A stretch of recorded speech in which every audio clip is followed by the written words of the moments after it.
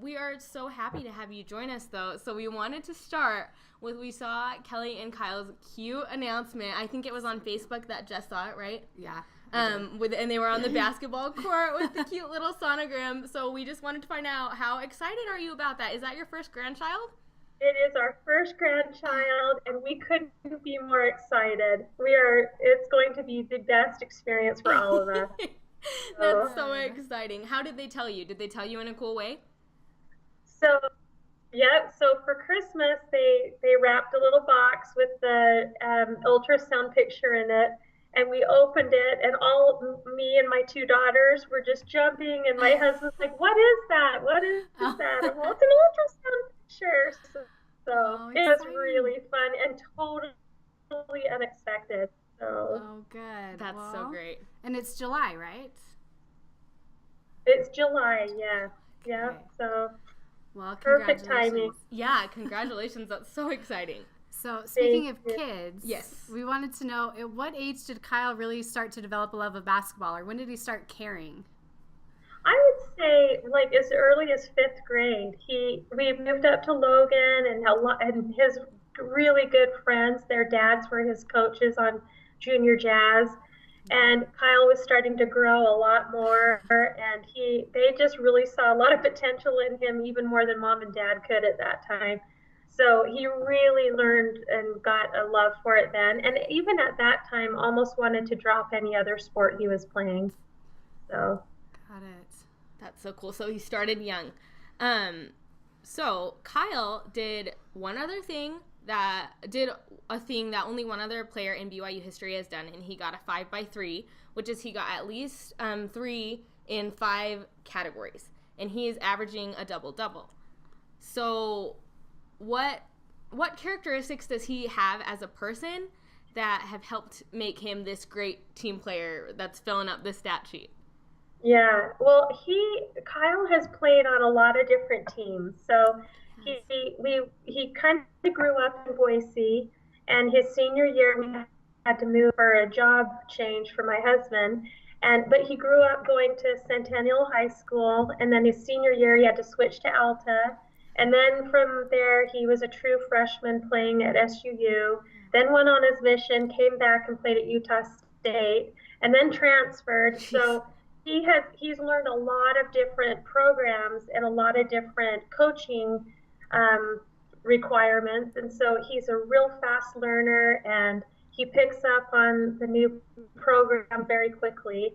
And it all started back in high school when he had to switch to a totally different way of running a basketball court or a game with a new coach in high school. So his experience in basketball and being on different teams and with different coaching staffs has really helped him be able to plug in where he needs to and provide what the team needs at that moment. Yeah, so. I think he is super adaptable. That's really the only way you can describe. Oh, yeah, he came right in the season, and he's his putting up first numbers. game had huge numbers. Yeah. So Super adaptable. Yeah. Which we're grateful for.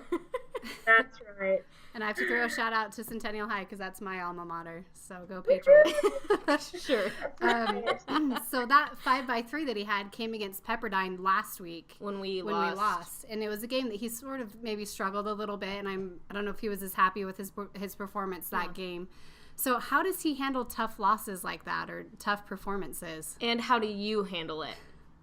Okay, well, for how he handles it, he's really frustrated with himself when he can't score.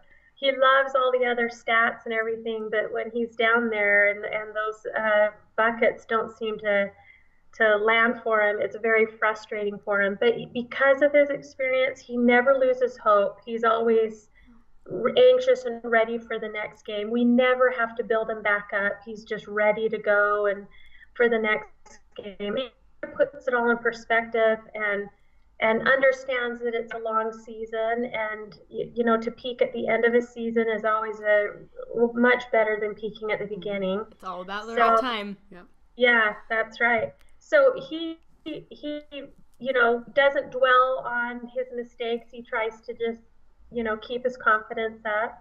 Right. And then for me, because he's so good at that, for me, my husband, and the kids, we just kind of are anxious for the next game and to see him make corrections. And the one thing we know about Kyle is he's such a competitor, and he's really kind of an intense personality that when he's out there, he is, we can tell he's giving it his all. And he just loves to be in the moment of a game. That's where all the practices and all those hours that aren't as much fun really come to fruition for him. So. Speaking of all of that work he puts in, where in his game would you say that you've seen him put in maybe the most work and improve the most? I would say, he's always improving on all the basic technical things, because just in practice you improve and you work. But one thing that he really focused on from the time he was a freshman in college to now is gaining weight and strength. Yeah. And so, at SUU, he was skinny. And I didn't know that. I haven't seen pictures of him at SUU. Yeah, just skinny. He was only 18 and, hasn't been on his mission yet. But he's gained 30 pounds, and he looks so much stronger. And he can do so much more. So that with his body type and his build, it was kind of hard to do to gain 30 pounds. So I wish it was hard for all of us. But that was really, really hard to put in the calories, and it's hard to gain weight during a season. Yeah. Because you're working out so much. So he's always the fundamentals he's working on, but really that was one of his big goals that he's attained. So, which is so big for a post player to be able to move around and not, because Nate Austin, bless his heart, and he's so great, but you kind of feel like you could maybe just blow him over, and sometimes he almost does get blown over. But Kyle, it's kind of funny for me to hear that he was skinny, because he's pretty strong. Like, he looks like a solid post player. So, and he is good for him for gaining those 30 pounds. That's crazy. That has been a big thing he's worked on, and it's hard for those tall, skinny guys. Yeah, for sure. Well, so one of my favorite things about Kyle is that on the court, in the games, even like in the starting lineup when they're announcing, I love that picture of him. Always has this huge smile on his face. And you can tell that he just loves being on the basketball court and loves playing in the games. So, and we've seen how competitive he is on the court. Can you tell us, what is he like off of the court? Yeah. Kyle is really funny. He's got a great sense of humor. He loves everyone. He loves anyone that's funny too. He enjoys a good laugh himself. He's always giving them out, but he's really politically motivated, or I guess what I would say on that is politically interested. He likes keeping track of the race and politics. Someone has a big night for him with the Iowa caucus, huh? Yeah. He's a big watcher of all that. So, but he's just a really balanced kid. One of the things that makes him kind of balanced, even in basketball, is back in when we lived in Boise, and he was playing basketball pretty much year round, and he developed a little lawn care company. And thank goodness, and to a credit to the high school basketball coaches, they let him do that. And so we would be in a weekend tournament on a summer weekend, and they would play a game at 9 a.m. He'd go mow a couple of lawns, then come back to a 1 o'clock game, then mow a couple lawns, and so people thought we were kind of crazy, and it would expend his energy, but not for basketball. He always had plenty of energy for basketball, but it kind of kept him balanced and kept his feet on the ground, that he couldn't just be a star and rest. He had to like plug into other things after a game. So that's helped him be more balanced and be a happy person, because he's not just a basketball player. Yeah, he sounds really smart and like kind of almost like he has that entrepreneurial vibe going on. What is his major? I don't know what his major is. Accounting? Yeah. He's in the accounting program in the junior corps right now. So he got accepted. Yeah. Yeah. Which is a feat unto its own. So it's tough. Kyle's always been really academic and real smart, and but traveling has been really hard. Yeah. This from January to now, it's just a killer. So. Yeah, you almost forget about all the schoolwork they still have to do. Oh, I can't imagine. Yeah. Yeah, a lot of times I think people forget that these kids are in classes taking exams right before a game. There's been a couple of times that Kyle's had to hurry and get out of a game and hurry and go submit a paper before midnight for a class. Oh, due by midnight or something? I don't miss those days. No, I know. And those 9 o'clock games don't help with that. Sheesh. No. And they're required to be at the Marriott Center before that. So it's not these procrastinating. There just isn't time to get it submitted. So yeah, I mean, they're just majoring in accounting with that. Yeah, you know what I mean? Because I'm not to say some majors are easier than others, and that's it's a little rough, but he's gonna do great. Yeah, and it sounds kind of like he maybe thrives a little bit on that busy schedule. I mean, obviously it's not necessarily ideal, but from the story you were telling, it sounds like he does really well when he kind of has a lot to do, and maybe that's because he grew up like that. So I think so. I think it's helped him develop a real ability to handle a lot of things at one time. So if you want to have a college athlete, put him in 5 million things, right? That's right. So do you have any funny stories you can share about Kyle? Something that we wouldn't know?